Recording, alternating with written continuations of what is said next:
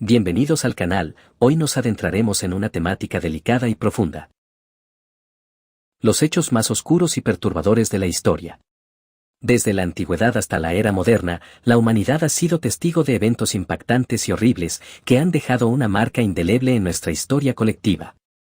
Algunos de estos eventos han sido olvidados o ignorados, mientras que otros han sido ampliamente discutidos y analizados. Pero en este video, nos adentraremos en algunos de los episodios más terribles de la historia, que nos obligan a confrontar la oscuridad de nuestra propia naturaleza humana. Prepara tus emociones, ya que tocaremos temas que pueden resultar perturbadores y dolorosos, pero es importante conocerlos para entender nuestro pasado y construir un futuro mejor. Número 1.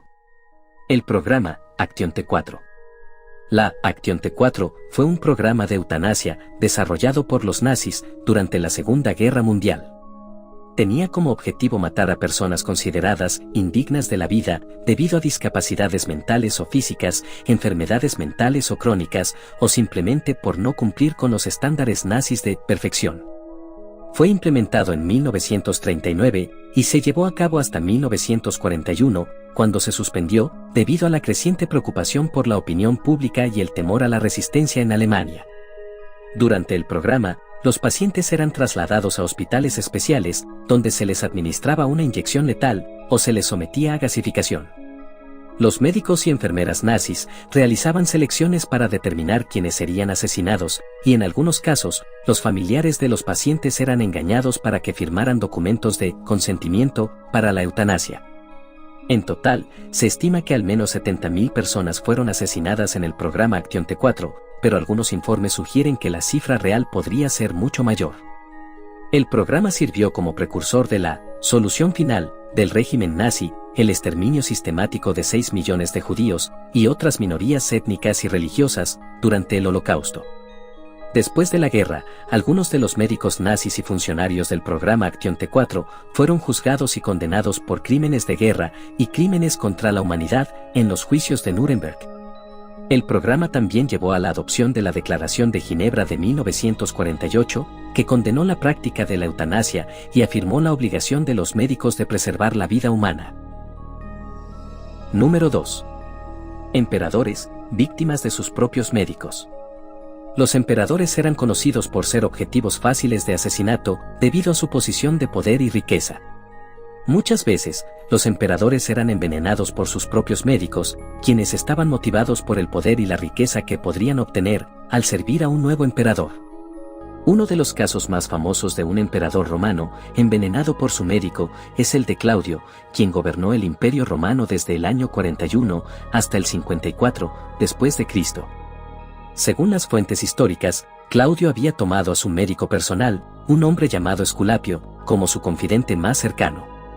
Sin embargo, Esculapio conspiró con la esposa de Claudio, Agripina, para envenenarlo con setas venenosas, para que su hijo, Nerón, pudiera convertirse en el próximo emperador. El plan de Esculapio funcionó, y Claudio murió poco después de consumir las setas. Nerón se convirtió en el nuevo emperador, y recompensó a Esculapio con riquezas y un alto rango en la corte imperial. Este no fue el único caso de envenenamiento de emperadores romanos por sus propios médicos, ya que muchos otros emperadores también fueron asesinados de esta manera. El envenenamiento era una forma común de asesinato en la antigua Roma, y muchas veces era difícil de detectar, lo que permitía a los asesinos escapar sin ser detectados. Número 3. Fallos en la guillotina. Durante la Revolución Francesa, la guillotina se convirtió en el principal método de ejecución utilizado por el gobierno revolucionario. Fue diseñada para proporcionar una muerte rápida y humana. Pero a menudo fallaba al cortar la cabeza de la víctima de un solo golpe, lo que resultaba en una muerte lenta y dolorosa. La guillotina consistía en una hoja afilada que se deslizaba verticalmente en un marco de madera, cortando la cabeza de la víctima en un solo golpe. La máquina fue rápidamente adoptada por el gobierno revolucionario como un método de ejecución rápido y efectivo para aquellos considerados enemigos del Estado. Sin embargo, la guillotina a menudo fallaba en su objetivo de proporcionar una muerte rápida y humana. A veces, la cuchilla estaba desafilada o mal alineada, lo que hacía que la cabeza de la víctima no fuera cortada de manera limpia y efectiva. En otros casos, El peso o la altura del condenado también podía interferir con el proceso, lo que provocaba que la cuchilla no tuviera suficiente fuerza para cortar la cabeza en un solo golpe. Cuando la guillotina fallaba, la víctima sufría una muerte lenta y dolorosa, ya que la hoja cortaba lentamente a través del cuello y la columna vertebral. Algunas víctimas incluso sobrevivieron durante varios minutos después del golpe inicial, lo que resultaba en una agonía prolongada e inhumana. Hoy en día, la guillotina se ha convertido en un símbolo de la brutalidad y la violencia de la Revolución Francesa y sigue siendo una de las formas más infames de ejecución en la historia. Número 4. Resurreccionistas en la era victoriana. Durante la era victoriana en Inglaterra, de 1837 a 1901, la anatomía era una rama en constante crecimiento en el campo de la medicina. Los estudiantes de medicina necesitaban cadáveres para estudiar la anatomía humana y aprender cómo funcionaban los órganos y sistemas del cuerpo. Sin embargo, la ley en ese momento estipulaba que solo se podían utilizar para la enseñanza cuerpos de personas que habían sido condenadas a muerte y que no habían recibido un entierro cristiano. Esto significaba que había una escasez crónica de cadáveres para las escuelas de medicina. Para satisfacer la creciente demanda de cadáveres, surgieron los llamados resurreccionistas. Estos eran ladrones de tumbas que exhumaban ilegalmente los cuerpos de los cementerios y los vendían a las escuelas de medicina. Los resurreccionistas trabajaban en la noche, desenterrando los cuerpos recientes y los vendían a los médicos, quienes pagaban grandes sumas de dinero por ellos. A medida que la demanda de cadáveres crecía, los resurreccionistas se volvieron más desesperados y comenzaron a cometer actos cada vez más violentos para conseguir cuerpos. Muchos se volvieron hacia el asesinato para obtener cuerpos frescos, y los casos de asesinatos cometidos por los resurreccionistas comenzaron a aumentar. Además, los resurreccionistas a menudo robaban cuerpos de forma indiscriminada, lo que significa que incluso los cadáveres de niños y bebés eran robados de las tumbas. Las prácticas de los resurreccionistas finalmente se convirtieron en un problema tan grave que se promulgó la Ley de Anatomía de 1832, que permitía la donación de cuerpos no reclamados para la investigación médica. Esto puso fin a gran parte del comercio de cuerpos robados y redujo la necesidad de los resurreccionistas. Número 5.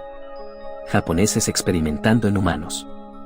Durante la Segunda Guerra Mundial, el ejército imperial japonés llevó a cabo una serie de experimentos médicos en humanos en campos de concentración de China y otros países ocupados. Estos experimentos se llevaron a cabo con la intención de desarrollar nuevas tecnologías médicas y armas biológicas. Los experimentos realizados por los japoneses incluyeron la vivisección sin anestesia, la exposición a gases tóxicos, la infección intencional de enfermedades como la peste y la sífilis, y la amputación de extremidades sin anestesia, para estudiar el proceso de curación. Los prisioneros utilizados en estos experimentos eran en su mayoría civiles, aunque también incluían prisioneros de guerra, y eran sometidos a un trato brutal y deshumanizador. En uno de los experimentos más conocidos, conocido como la Unidad 731, los japoneses llevaron a cabo experimentos en humanos con la intención de desarrollar armas biológicas. Los prisioneros eran infectados con enfermedades mortales y se les observaba mientras sufrían y morían. Se estima que más de 3.000 personas murieron como resultado de los experimentos realizados en la Unidad 731. Después de la Segunda Guerra Mundial, muchos de los médicos y científicos que llevaron a cabo estos experimentos fueron juzgados y condenados por crímenes de guerra. Sin embargo, algunos de ellos fueron liberados y nunca enfrentaron la justicia por sus acciones. Estos experimentos fueron una de las formas más horribles de abuso y violación de los derechos humanos en la historia moderna. Número 6. Conquista española en México. Durante la conquista de América por parte de los españoles, se produjo un declive catastrófico en la población indígena de México. Se estima que la población indígena de México se redujo de 25 millones en 1519, al inicio de la conquista, a aproximadamente 1 millón a finales del siglo XVI. Esta disminución de la población se debió en gran parte a la violencia y la opresión impuestas por los conquistadores españoles, así como a las enfermedades que los europeos introdujeron en América. Los españoles obligaron a los pueblos indígenas a trabajar en minas y plantaciones y a pagar tributo a los gobernantes europeos, lo que a menudo resultó en trabajos forzados y en la muerte de muchos. Además, las enfermedades europeas como la viruela, la gripe y el sarampión fueron muy devastadoras para las poblaciones indígenas, ya que no tenían inmunidad a estas enfermedades y los europeos no se preocuparon por limitar su propagación. Se estima que la viruela sola mató a entre 5 y 8 millones de indígenas en México en el siglo XVI. La llegada de los españoles también tuvo un impacto cultural significativo en las poblaciones indígenas de México. La religión, la lengua y la cultura española se impusieron en gran medida sobre las culturas y tradiciones indígenas, lo que resultó en la pérdida de muchas lenguas y costumbres nativas. La conquista de América por los españoles tuvo un impacto devastador en la población indígena de México. La violencia, la opresión y las enfermedades introducidas por los europeos resultaron en una disminución masiva de la población y en la pérdida de muchas culturas y tradiciones nativas. Este capítulo oscuro de la historia de América sigue siendo una fuente de dolor y trauma para muchos pueblos indígenas hasta el día de hoy. Número 7. Pies de loto. La práctica del vendaje de pies en China, también conocida como pies de loto, se remonta al siglo X, durante la dinastía Tang, y se hizo popular entre las mujeres ricas de la dinastía Song, en el siglo X. La práctica consistía en vendar los pies de las niñas desde una edad temprana, para evitar que crecieran, lo que resultaba en pies pequeños y deformados, y se consideraba una marca de belleza y estatus social. A pesar de que la práctica era dolorosa e incapacitante, se mantuvo durante siglos debido a la presión social y cultural. Las mujeres con pies grandes eran consideradas poco atractivas y tenían menos posibilidades de casarse, lo que las dejaba en una situación vulnerable y marginada. El vendaje de pies también se consideraba una forma de controlar y limitar la movilidad y la independencia de las mujeres, lo que se ajustaba a los ideales patriarcales de la época.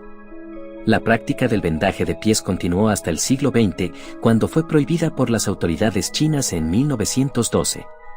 A pesar de la prohibición, algunas mujeres continuaron con la práctica en secreto y no fue hasta décadas más tarde que la práctica finalmente desapareció en gran medida.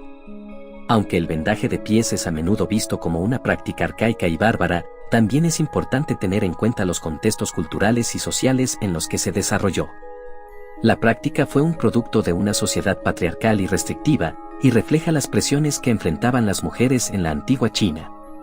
La abolición de esta práctica fue un paso importante hacia la igualdad de género y el respeto por los derechos humanos en China. Número 8. La eugenesia es una teoría que se desarrolló en el siglo XIX, que abogaba por la mejora de la raza humana, a través de la selección artificial de rasgos genéticos deseables y la eliminación de rasgos indeseables. La eugenesia tuvo un fuerte impacto en la política y la sociedad de la época, y en muchos países, incluyendo Estados Unidos, se llevaron a cabo políticas eugenésicas que tenían como objetivo controlar y manipular la población. En Estados Unidos, la eugenesia se convirtió en una fuerza política importante en el siglo XX y se impulsaron políticas públicas que buscaban controlar la reproducción de personas consideradas inferiores. Se llevaron a cabo programas de esterilización forzada en instituciones mentales y prisiones, y se promovieron campañas de educación sexual que tenían como objetivo disuadir a ciertas personas de tener hijos. Los defensores de la eugenesia incluían líderes prominentes como el empresario John D. Rockefeller y la escritora Margaret Sanger. Rockefeller donó grandes sumas de dinero a organizaciones eugenésicas, mientras que Sanger abogaba por la planificación familiar y el control de la natalidad, como una forma de evitar que las personas indeseables tuvieran hijos. La eugenesia en Estados Unidos tuvo un impacto devastador en comunidades marginadas, incluyendo personas de color y personas con discapacidades. Se estima que entre 60 y 70 mil personas fueron esterilizadas en Estados Unidos en el siglo XX, y muchos más fueron afectados por políticas eugenésicas discriminatorias. A medida que se ha avanzado en la ciencia y la tecnología, se ha demostrado que la eugenesia es una teoría desacreditada y peligrosa que se basa en prejuicios y estereotipos. Afortunadamente, la esterilización forzada y otras políticas eugenésicas han sido prohibidas en muchos países, y se ha avanzado en la promoción de la igualdad y el respeto por los derechos humanos. ¿Y tú, crees que alguno de estos hechos no es tan descabellado e inhumano? Déjanos saber lo que opinas en los comentarios, y si te gustaría una parte 2 de este video. No olvides suscribirte a Top Academy.